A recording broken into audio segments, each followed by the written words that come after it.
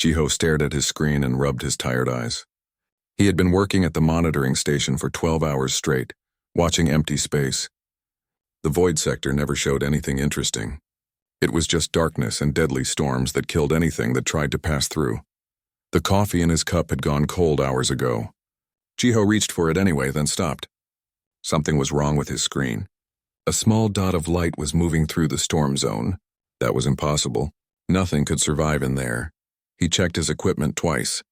Everything was working fine. The dot was still there, moving slowly but steadily through the most dangerous part of space in the galaxy. Jiho's hand started to shake as he realized what this meant. "Hey-Wan," he called across the room. "You need to see this right now." Hey-Wan looked up from her desk where she was reading reports. She was the chief analyst at the Eternal Watch Station, and she had seen many false alarms before. But something in Jiho's voice made her hurry over to his workstation. "What is it?" she asked, looking at the screen. "There's something in the void sector," Jiho said. His voice was barely a whisper. "Something big." Hey-Wan looked at the readings and felt her stomach drop. The energy signature was unlike anything in their databases. The object was huge, maybe 3 kilometers long. But that wasn't the strangest part. The energy readings showed technology that was far beyond anything the Galactic Council had ever seen. "Run a full scan," she ordered. "Check everything twice." Jiho's fingers flew over his controls. More data appeared on the screen.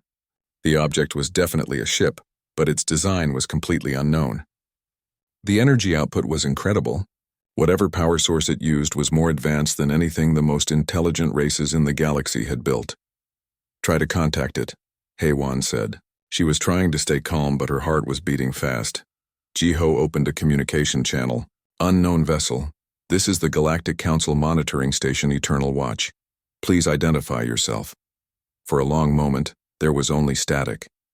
Then a voice came through the speakers. The universal translator struggled with the words at first, making strange noises. Finally, it settled on a translation that made both Jiho and Hey-Wan stare at each other in shock. "This is Captain Minsu of the Earth vessel Indomitable Spirit. We are returning home." Hey-Wan felt the blood drain from her face. "That's impossible," she whispered. Earth had been destroyed 3,000 years ago in the War of Seven Suns. The humans were extinct. Everyone knew that. It was recorded in every history book in the galaxy. The planet had been completely destroyed, turned into burning rocks and gas. No human had survived. "Captain Minsu," Jiho said into his microphone, "please repeat your last message." "This is Captain Minsu of the Earth vessel Indomitable Spirit," the voice said again.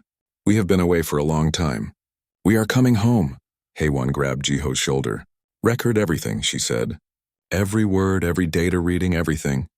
She ran to her workstation and started searching through the historical databases. Her fingers moved quickly as she looked for any information about a ship called the Indomitable Spirit. After several minutes, she found something that made her gasp. "Jiho, look at this," she called. On her screen was an old record from before the War of Seven Suns. It showed a human deep space exploration vessel called the Indomitable Spirit. The ship had launched just weeks before Earth was destroyed.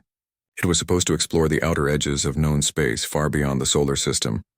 "The ship exists," Hey-Wan said, "or it did exist. But how is it still out there? How did it survive for 3,000 years? Jiho was still monitoring the unknown vessel. "It stopped moving," he reported. "It's just sitting there at the edge of the storm zone." Hey-Wan looked at the energy readings again. The ship's power output was steady but unlike anything they had ever seen. The technology seemed to be partly organic, as if the ship was somehow alive. That was impossible with human technology from 3,000 years ago. Humans had been smart but not that smart. "We need to report this," she said. "The council needs to know immediately." "What do we tell them?" Jiho asked. "That a dead race just showed up in a ship that shouldn't exist?" Hey-Wan thought about it. The Galactic Council was made up of 12 different alien races. They were all very different from each other, but they all agreed on one thing. Humans were extinct and had been for a very long time.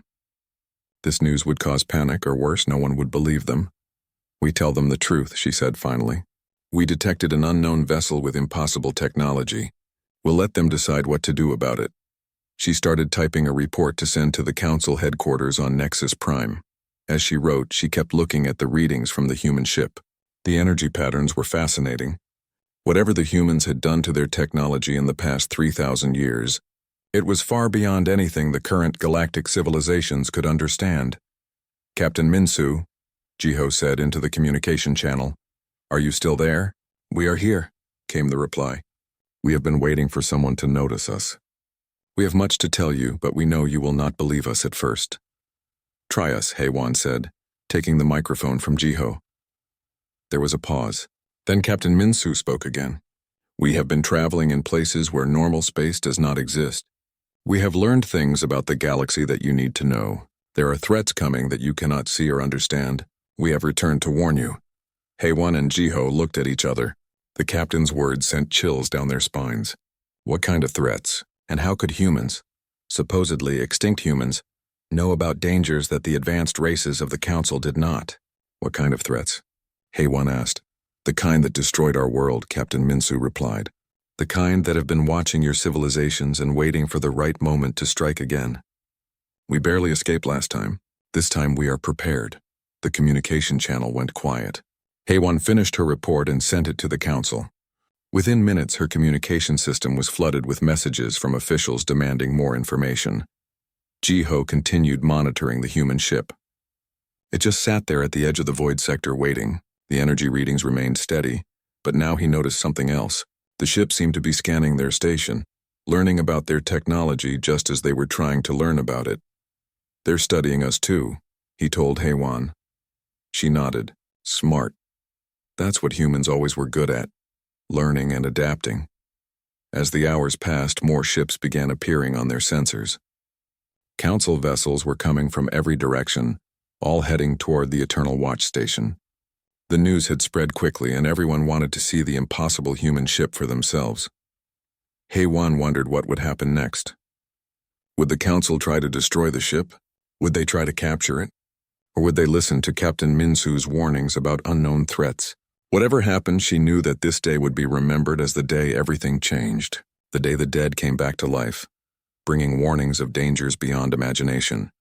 The Great Hall of the Galactic Council on Nexus Prime had never been so loud. 12 different alien races were all talking at once, their voices mixing together in a chaos of anger, fear, and disbelief. At the center of it all sat Ambassador Hyujin of the Centauri Coalition, banging his gavel and trying to restore order. "This is madness," shouted Representative Veltar from the back of the room. His blue skin was turning darker with anger. "Humans have been dead for 3,000 years. Everyone knows this." "The scanning data is clear," Dr. So Young said from her seat in the scientific section. She was one of the few humans experts left in the galaxy, someone who had spent her life studying the extinct race. "The energy signatures match no known technology, but the language patterns are definitely human." Ambassador Hyujin finally managed to quiet the room. "Let's look at the facts," he said.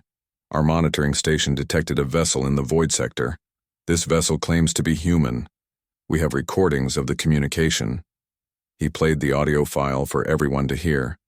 Captain Minsu's voice filled the Great Hall, speaking in the ancient human language that the translators had struggled to understand. "This could be a trick," said Counselor Thexani, her 4 arms waving in agitation. "Someone could be using old human language files to fool us." Dr. So Young stood up. "I've analyzed the speech patterns," she said. "They're not just using human words.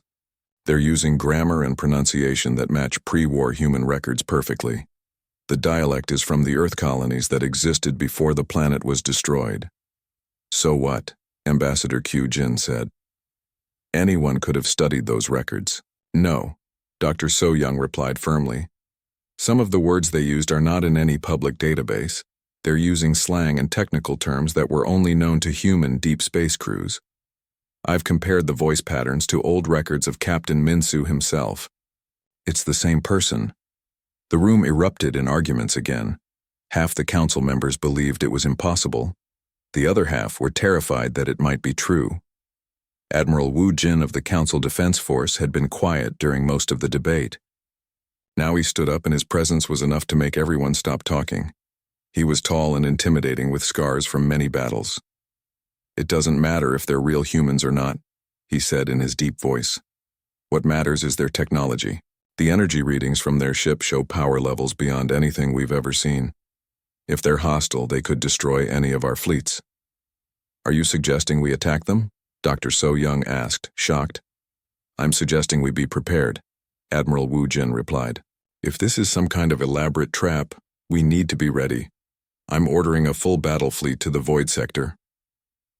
That's exactly the wrong approach, Dr. So Young protested. If these really are humans, if they've somehow survived for 3,000 years, they could help us understand technologies we've never dreamed of. We should be trying to learn from them, not threatening them. Counselor Emirth, who had been silent until now, finally spoke. His species was known for their logical thinking and long memories. There is another possibility we haven't considered, he said slowly. What if the humans didn't just survive? What if they evolved? The room went quiet. That was a frightening thought. Humans had been dangerous enough when they were just starting to explore space. What would they be like after 3,000 years of development? The ship's energy signature is partially organic, Doctor, So Young said, reading from her tablet. That suggests biological integration with technology. It's something we've theorized about but never achieved.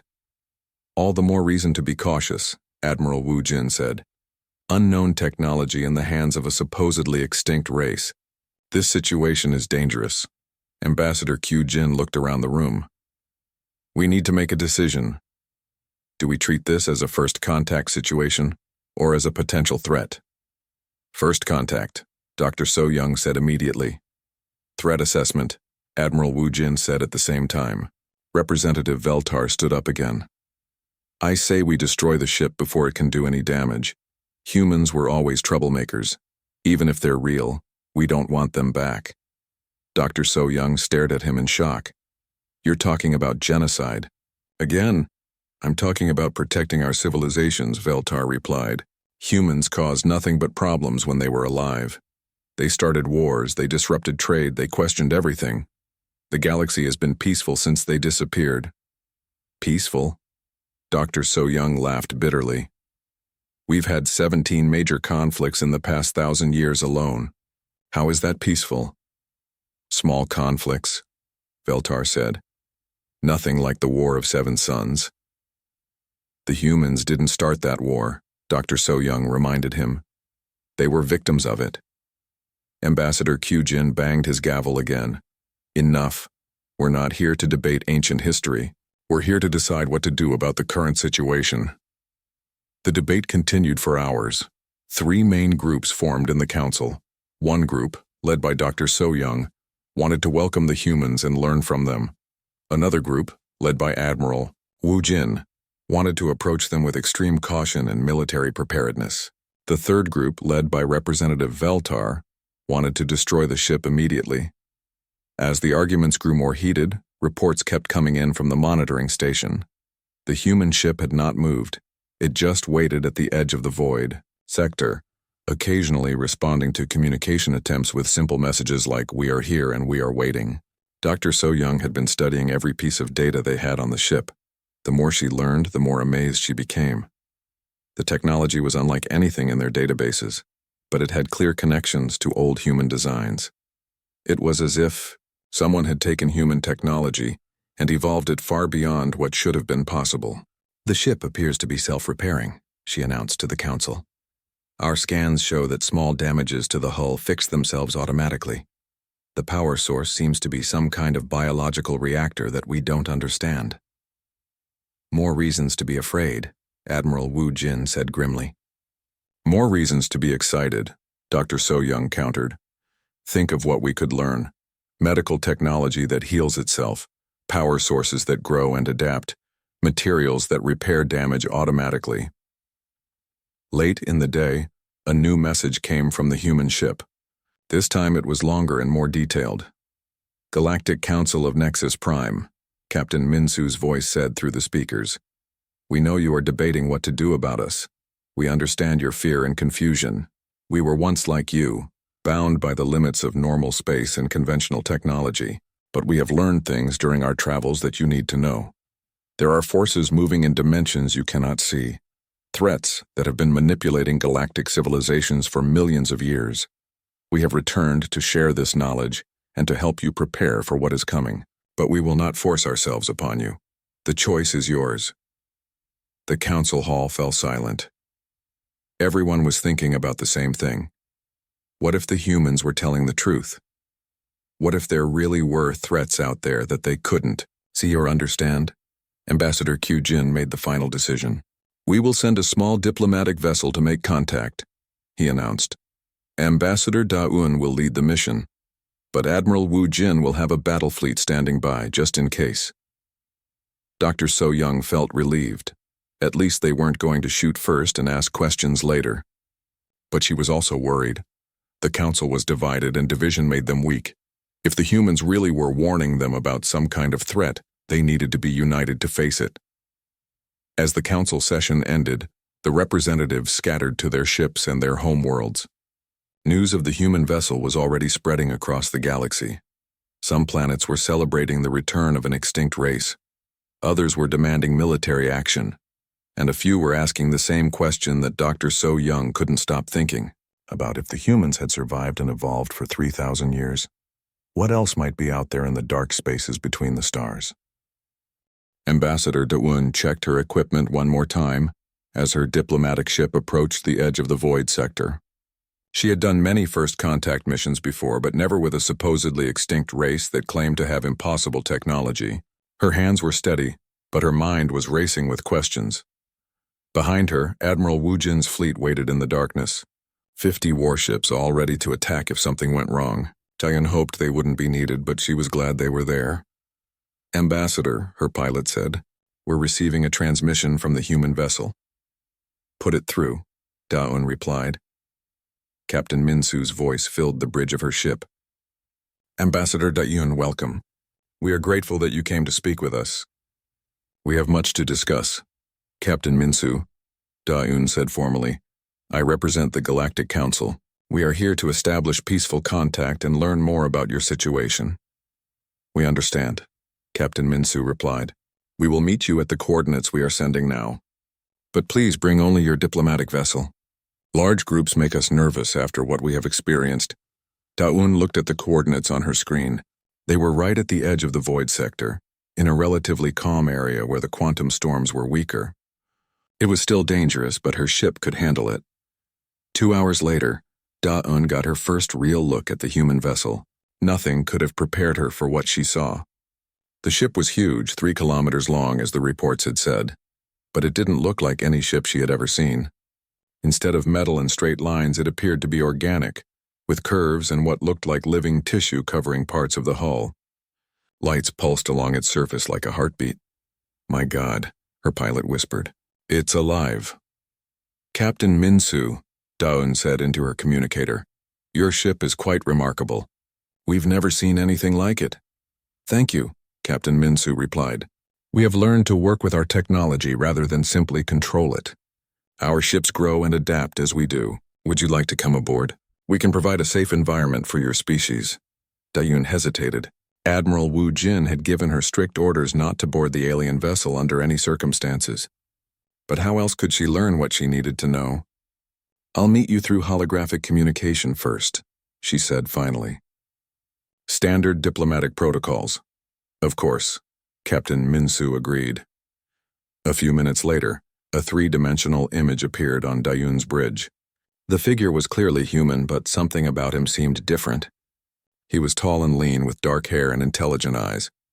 But there was something in the way he moved, something in his expression, that suggested he had seen things beyond normal human experience.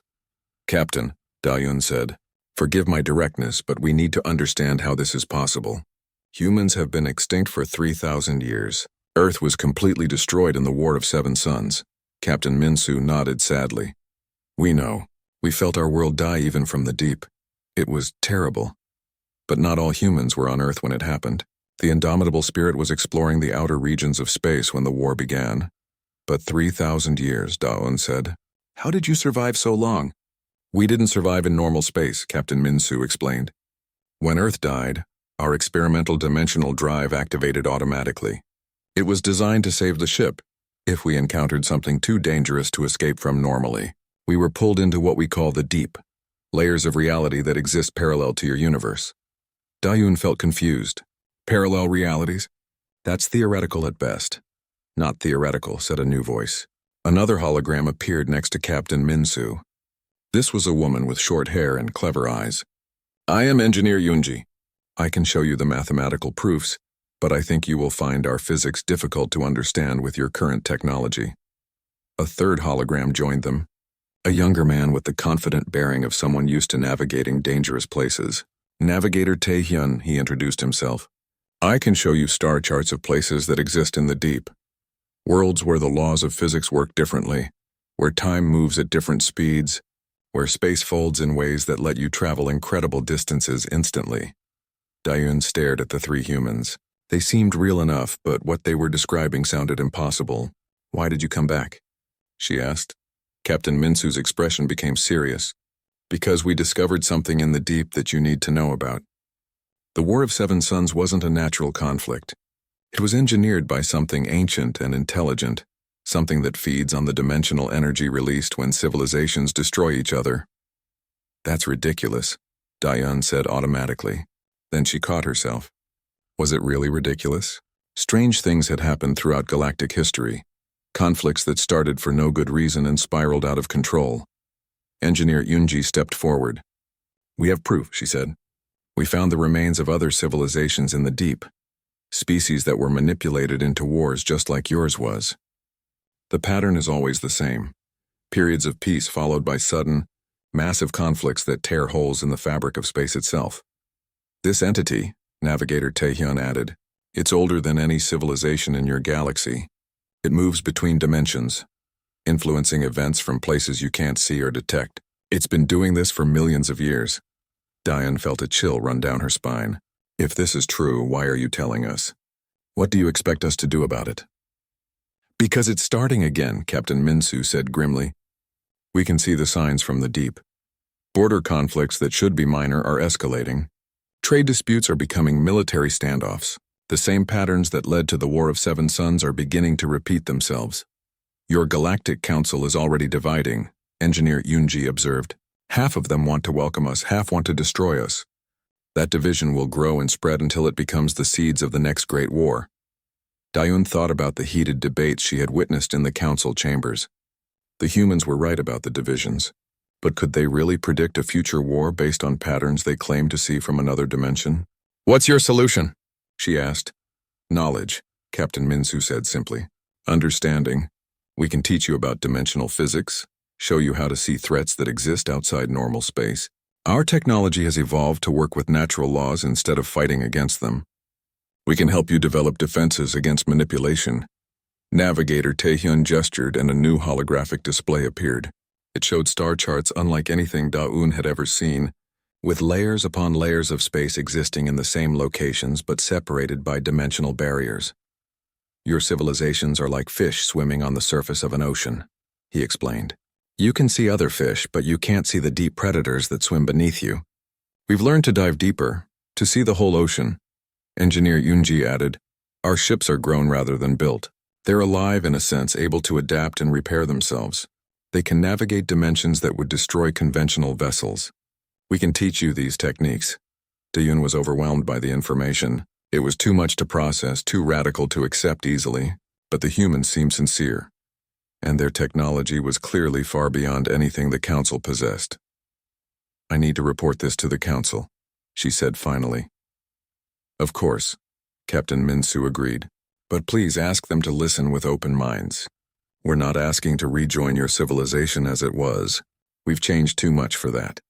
We're offering to share what we've learned so that you can protect yourselves from threats you don't even know exist. The holographic images faded, leaving Dayun alone with her thoughts and her crew. Outside the window, the human ship pulsed with its strange organic lights. It looked like something alive, something that had grown rather than been manufactured. Ambassador, her communications officer said, Admiral Wu Jin is requesting an immediate report. Dayun sighed. How could she explain what she had just learned? How could she make the Council understand that everything they thought they knew about reality might be wrong? Tell the Admiral we're coming back, she said. and prepare a full report for the council. They're not going to believe this, but they need to hear it anyway. As her ship turned away from the human vessel, Da-Un wondered what would happen next. Would the council listen to the humans' warnings? Would they accept help from a race they had believed was extinct? Or would fear and prejudice win out, driving them toward the very conflict the humans were trying to prevent? The journey back to Nexus Prime gave her plenty of time to think, but no easy answers. The galaxy was about to face a choice that would determine its future, and Da-Un wasn't sure which way the decision would go. Dr. So-Young had never been more excited in her life. After days of debate, the council had finally agreed to let her lead a scientific expedition to study the human vessel. She stood on the observation deck of the research ship Curiosity, watching the organic curves of the indomitable spirit grow larger as they approached. Incredible, she whispered to herself. Absolutely incredible. Her team of 12 scientists from different species were equally amazed. They had studied every scan, every energy reading, every piece of data they could gather about the human ship, but seeing it up close was something else entirely. Dr. So-Young, her assistant Kelnock, said, "We're receiving permission to dock with their vessel." "Dock?" Dr. So-Young asked. "How do you dock with something that's alive?" Her question was answered a few minutes later when part of the human ship's hull began to reshape itself. The living metal flowed like water, creating a perfect docking port that matched their ship's systems exactly. "The ship is adapting to us," her engineer Quintal observed. "It's reading our technology and changing to accommodate it." Dr. So-Young felt a thrill of scientific discovery. This was beyond anything they had theorized about biological technology. The ship wasn't just alive, it was intelligent. Captain Minsu met them personally at the airlock. Dr. So-Young was surprised to see that he looked completely human, just as he had in the holographic transmissions. She had half expected to see someone changed by 3,000 years of evolution. "Welcome aboard the indomitable spirit," Captain Minsu said with a warm smile. "We're honored to have such distinguished scientists visit us." "The honor is ours, Captain," Dr. So-Young replied. "We have so many questions." "And we have answers," Captain Minsu said. "But first, let me introduce you to my crew." He led them through corridors that seemed to pulse with gentle light. The walls were smooth and organic, but clearly functional. Dr. So-Young could see conduits and systems integrated into the living structure, but they looked more like blood vessels than mechanical components. They entered a large chamber where 2 other humans were waiting. Dr. So-Young recognized them from the holographic meeting. Engineer Yunji and Navigator Taehyun. "Engineer Yunji will explain our ship technology," Captain Minsu said. "And Navigator Taehyun will show you our dimensional charts." "I think you'll find both presentations quite interesting." Engineer Yunji stepped forward. She was younger than Dr. So-Young had expected, maybe in her 30s, with an easy confidence that spoke of someone comfortable with impossible technology. "Your ship," Dr. So-Young began. "It's alive, isn't it?" "In a sense," Engineer Yunji replied. "We call it bio-integrated technology. The ship has a nervous system, a kind of distributed intelligence that can adapt and repair itself. But it's not conscious in the way you or I are conscious. Think of it more like a very smart plant that can grow and change to meet our needs." She led them to a wall and placed her hand against it. The surface rippled under her touch, and suddenly it became transparent, showing the inner workings of the ship. Dr. So-Young gasped as she saw what looked like a combination of machinery and living tissue, working together in perfect harmony. "How is this possible?" Dr. So-Young asked. "We learned from the deep," Engineer Yunji explained. "In the dimensions we traveled through, the line between living and non-living matter is much thinner. We discovered how to grow our technology instead of building it. The ship started as a seed, essentially, and grew around us over the centuries." Dr. So-Young's assistant Kelnox, who was a specialist in bioengineering, leaned forward eagerly. "Can you show us the growth process?" Engineer Yunji smiled. "I can do better than that. I can show you how to start your own." She led them to another chamber filled with what looked like crystal gardens. Delicate, tree-like structures grew from the floor and ceiling, pulsing with soft light.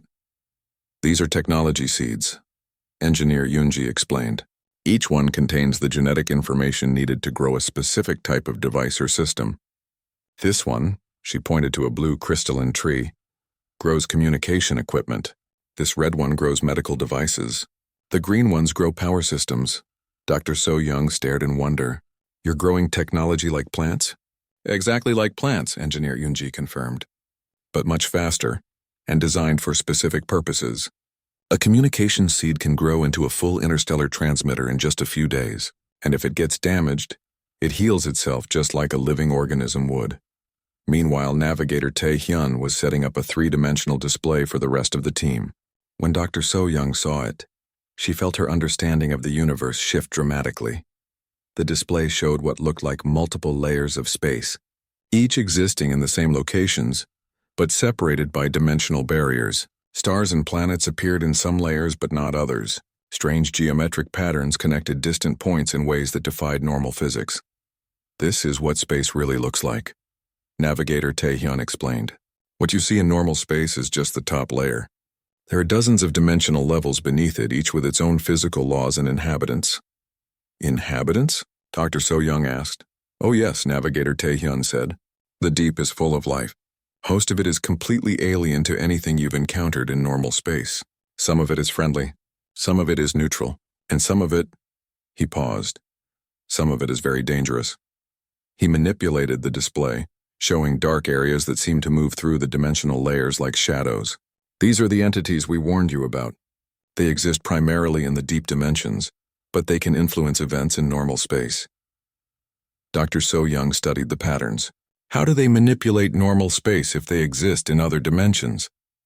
They're very patient and very subtle, Navigator Tae-hyun replied. They can nudge thoughts, influence emotions, create small coincidences that build up over time. A diplomatic message gets delayed here. A trade agreement gets misunderstood there. A border incident gets blown out of proportion somewhere else. Little by little, they push civilizations toward conflict. But why? Asked Dr. Peksuri, the team's psychologist. What do they gain from our wars? Captain Min-soo joined the conversation. Energy, he said simply. When civilizations fight massive wars, especially wars that involve planet-destroying weapons, they tear holes in the fabric of space itself. Those tears release dimensional energy that these entities feed on. Dr. So Young felt sick. You're saying that every major war in galactic history was artificially created? Not every war, Captain Min-soo said. But the big ones. The ones that devastate entire star systems and kill billions of people. Yes, we believe those are engineered by these entities. Engineer Yunji brought over a device that looked like a living crystal. This is a dimensional scanner, she said. It can detect influence from the deep dimensions. We've been monitoring your galaxy since we returned, and the readings are very troubling. She activated the device, and Dr. So Young saw energy patterns that reminded her of infection spreading through healthy tissue. The patterns were concentrated around areas where political tensions were highest. It's already starting, Navigator Tae-hyun said grimly. The influence is spreading through your council, through your trade networks, through your military alliances. Within a few years, maybe less, you'll be at war with each other again. What can we do to stop it? Dr. So Young asked. Learn, Captain Min-soo said. Understand. We can teach you to see these influences, to recognize when your thoughts and emotions are being manipulated. We can show you how to build defenses against dimensional interference. Engineer Yunji held up another biotech device. This is a mental shield generator. It creates a field that blocks dimensional influence on biological minds. We can teach you to grow these for your entire population. But there's a cost, Navigator Tae-hyun warned. Learning to see the deep changes you. You can never go back to seeing the universe the way you did before. Some people find that knowledge frightening. Dr. So Young thought about what she had learned. The implications were staggering. If the humans were right, then the peaceful galaxy she thought she lived in was actually under constant threat from invisible predators. But the alternative, remaining ignorant while those predators manipulated them into another devastating war, was even worse. How long do we have? She asked. Not long, Captain Min-soo replied. The patterns are accelerating. Our best estimate is that you have maybe 2 years before the manipulation becomes impossible to resist. Dr. So Young made her decision. Teach us, she said. Teach us everything. My team and I will learn whatever you can show us, and then we'll go back and try to convince the council. Engineer Yunji smiled. Good. But I should warn you, once you understand how biotech works, you'll never want to use conventional technology again. And once you can see the deep normal space will seem very small and limited. That's a risk we have to take, Dr. So-Young said firmly. Over the next several days, the human crew taught Dr. So-Young's team everything they could absorb. They learned about growing technology, about dimensional physics, about detecting and blocking mental manipulation. They saw star charts of impossible places and learned about forms of life that existed in ways they had never imagined. But most importantly, they learned that humanity hadn't just survived their apparent extinction. They had evolved into something far beyond what they had been before. The council chamber was quieter this time, but the tension was much worse. Dr. So-Young stood at the center of the great hall, holding a biotech device that pulsed with soft blue light. Around her, representatives from 12 different species watched with expressions ranging from fascination to fear to outright hostility. What you're holding is impossible, Counselor Young-ho of the Veltar hegemony said coldly. His blue skin had turned almost purple with anger. Technology cannot be alive. It's an insult to everything we know about science. Dr. So-Young activated the device and a three-dimensional map appeared above her head. It showed the galaxy in layers, with dark shadows moving through the deep dimensions like infections spreading through healthy tissue. This is what the humans have taught us to see, she said calmly. The real structure of space and the threats that exist in dimensions we've never been able to detect. Madness, Representative Veltar spat. They've filled your head with fantasies and impossible theories. Admiral Wu Jin leaned forward in his seat. Dr. So-Young, I've read your preliminary report. You claim that our galaxy is under attack by invisible entities that live in other dimensions. That's quite a claim. It's not a claim, Dr. So-Young replied. It's a fact. I've seen the evidence myself. These entities have been manipulating galactic civilizations for millions of years, engineering wars to harvest dimensional energy. And you believe this because 3 humans told you so? Counselor Young-ho asked mockingly. Humans who should be dead but claim to have been traveling in magical dimensions for 3,000 years?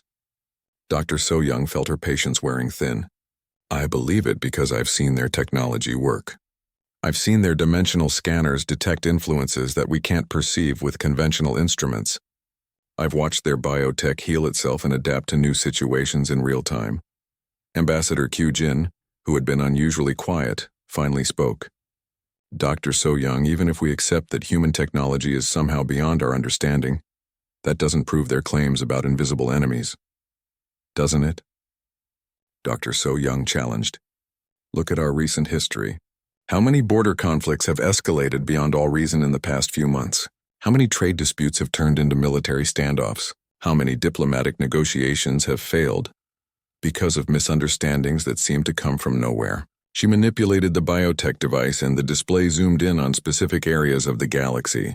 Dark energy patterns were concentrated around every region where political tensions were rising.